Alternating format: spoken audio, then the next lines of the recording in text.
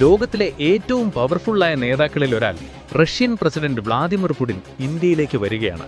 December 4-5 തീയതികളിലായാണ് അദ്ദേഹത്തിന്റെ സന്ദർശനം. എന്നാൽ വെറുമൊരു ഔദ്യോഗിക സന്ദർശനത്തിനപ്പുറം നമ്മളെ അത്ഭുതപ്പെടുത്തുന്ന ഒട്ടേറെ കാര്യങ്ങൾ ഇതിന് പിന്നിലുണ്ട്. അദ്ദേഹം കുടിക്കുന്ന വെള്ളം മുതൽ ഉപയോഗിക്കുന്ന ടോയ്ലറ്റ് വരെ റഷ്യയിൽ നിന്ന് കൊണ്ടുവരും എന്ന് പറഞ്ഞാൽ നിങ്ങൾ വിശ്വസിക്കും.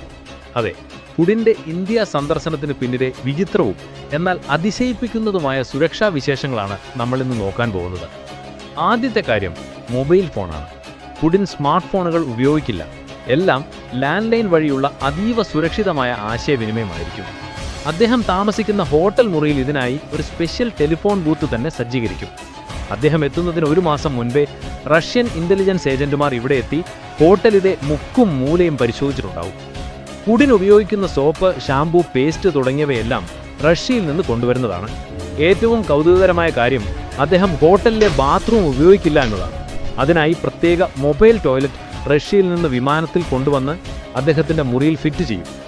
തന്റെ DNA സാമ്പിളുകൾ പോലും പുറത്തു പോകാതിരിക്കാനാണ് ഈ കടുത്ത മുൻകരുതൽ. ഇനി അദ്ദേഹം വരുന്ന വിമാനത്തിന്റെ കാര്യം. ഫ്ലൈയിങ് ക്രെംലിൻ എന്നറിയപ്പെടുന്ന ഇല്യൂഷൻ വിമാനത്തിലാണ് പുടിന്റെ യാത്ര. ഇതൊരു വെറും വിമാനമല്ല. ഇതിനകത്ത് ജിമ്മ്, ബെഡ്റൂം, കോൺഫറൻസ് ഹാൾ എന്നിവയുണ്ട്. ഇതിന്റെ ഇന്റീരിയർ പലതും സ്വർണം പൂശിയതാണ്.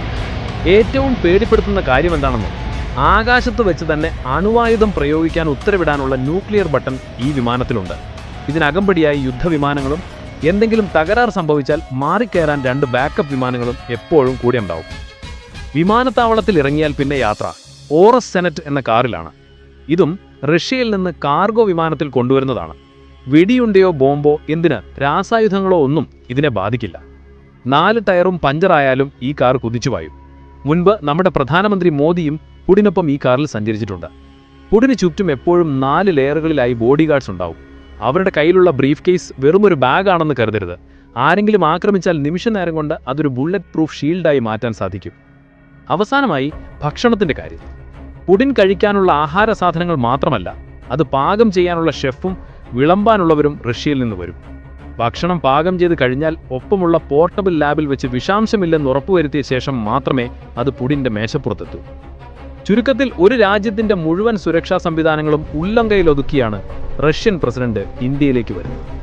ഈ സുരക്ഷാ ക്രമീകരണങ്ങളെക്കുറിച്ചുള്ള നിങ്ങളുടെ അഭിപ്രായം എന്താണ്? കമന്റ് ബോക്സിൽ അറിയിക്കുക.